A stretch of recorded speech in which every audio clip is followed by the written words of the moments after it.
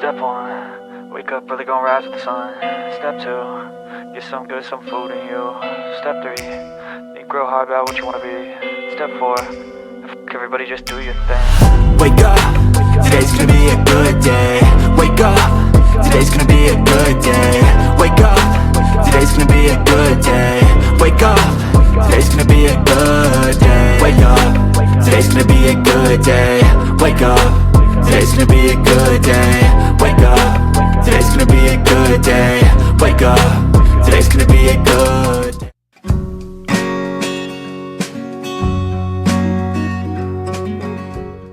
Ang ganda. Yes, Taipei 101. Ganda, no? Ang taas mo pa. Imagine mo kung nandun ka sa taas, fog na yung... Oh, nagtago siya bigla. Oh, ano ka, mayon? Gigiuso ka kay mayon?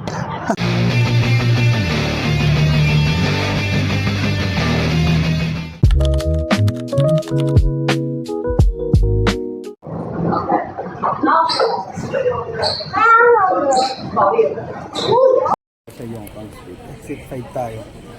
Exit 5. Saan exit 5? Ayun. Ayun yun.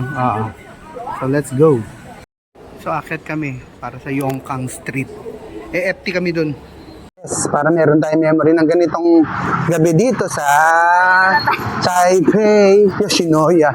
Oh, yeah. Ay, wala sa Oh, alam ko, Jollibee Food Corporation na rin yata may-ari niyan eh.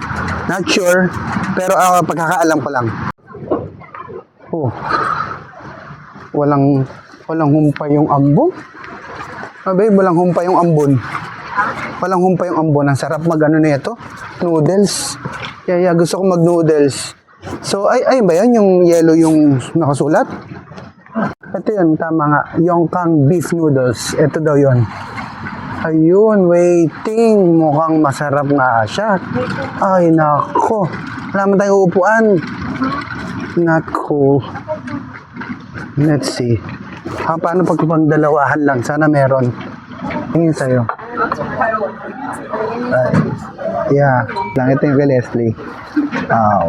So, video ko na lang to after pag na-serve yung sa akin para sabay namin kakainin. So, maghahati naman kami dun sa akin kasi ano lang naman to eh, parang light dinner kasi mag-night market pa kami mamaya sa Ximending.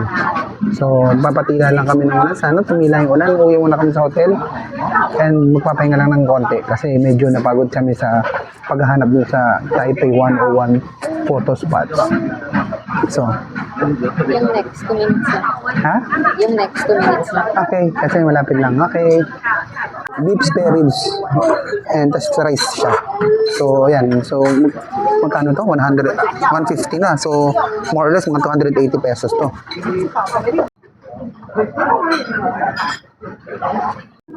Ito yung tendon. Beef and no? Tendon. Braised beef and tendon. Braised tendon. Noodles. So, ito yung beef. So, ito yung tendon. Very nice. Little. Yan. Tapos yun yung noodles niya. Yeah. So, sobrang init, diba? So, chibugin na natin to. So, yan yung broth niya. Yung consistency niya, malabnaw siya. Pero dark kasi beef broth. So, tatry ko muna yung broth kasi malamig. So, sakto itong mainit.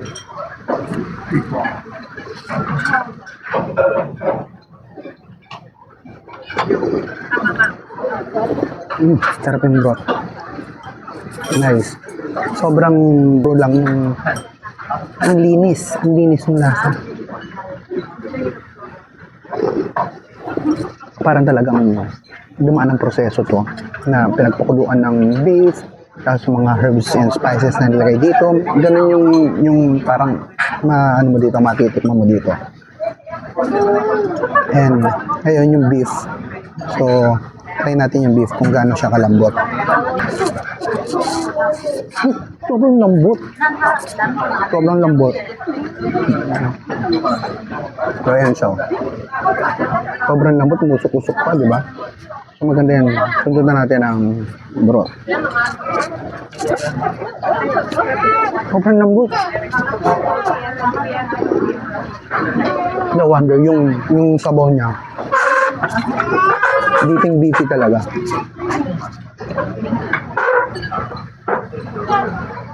Yung noodles, thick noodles siya.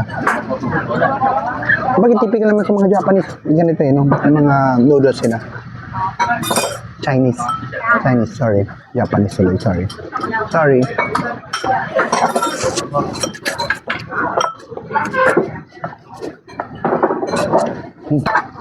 The thing about Chinese noodles, alam nila yung science behind nung paggawa ng perfect na noodles. Yung hindi matigas, hindi makunat, tapos hindi din yung sobrang lagsak.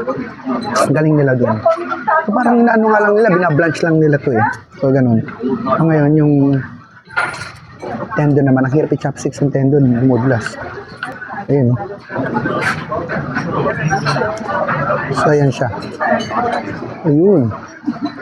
Tikman natin. Tendon lang. Wow. Natutunaw sa bibig mo. Wow. Wow ulit. Very good to. Ngayon, tikman natin tong ano to? Race beef. Sweet potato yan. Sweet potato. Sweet potato, tapos braised beef, tapos rice. So, ayan naman siya. Braised beef, tapos sweet potato, tapos rice. Ang ganda ng ano ng rice niya.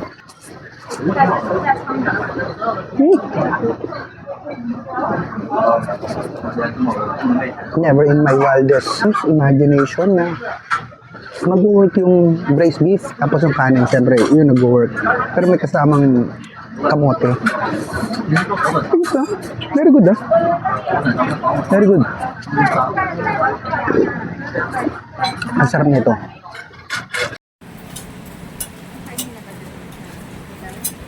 Pwede naman.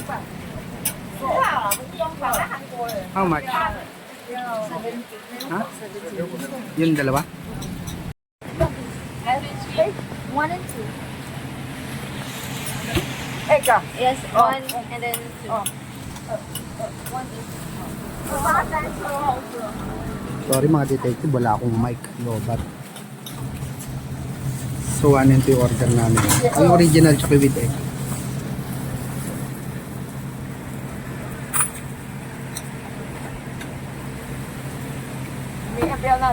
Yeah. Yes. Okay. Yes.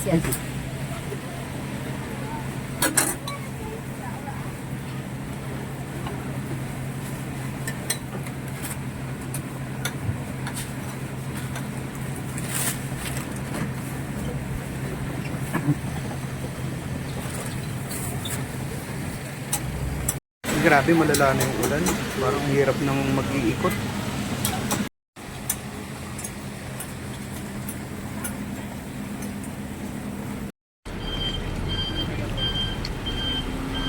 So, wari sa mga detective. Kailangan namin i-cut short yung Yongkang food crawl namin. Sana marami kaming kakainan doon. Kaso, nakita nyo naman yung sitwasyon kanina na maulan. So, dito medyo okay naman din. So, dito na lang muna tayo sa kwarto.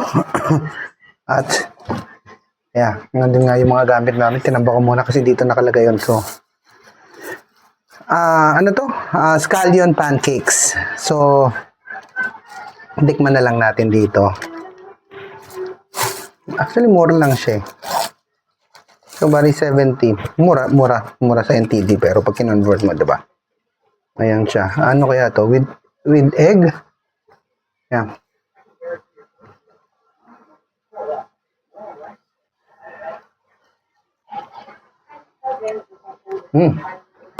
Overpowering yung ano, yung sauce niya. Yung nilagay sa ibabaw, yung hot sauce. Sorry, hindi. Wait lang. Yun, nga. Nagkaroon din ng scallion ako natikmam. Yeah. Imagine mo scallion talaga. Wala naman siyang pinagbago. Nilagay siya lang sa pancake na treatment. Good siya kasi may iba naman na parang hindi mo dadayan yung kakainin. Asa ganito. So, yung original, syempre tatanggalan mo lang ng egg, hindi ko nakakainin. So, para kay Leslie yan. So, ito lang sayang. Marami pa sana kaming balak doon. May nakita pa akong Vietnamese mo doon na pang sundot mo doon sa beef noodles o soup to soup. Diba? Na parang malamig yung panahon. So, anyways, ito na lang muna. Tapusin namin ng maaga yung vlog na yun. Ewan ko kung makakabalik kami, madadagdagan tong clip na to. Kung hindi na, so I'll end it here. So that's it for this food trip. See you later. Kita-kits. Bye-bye you.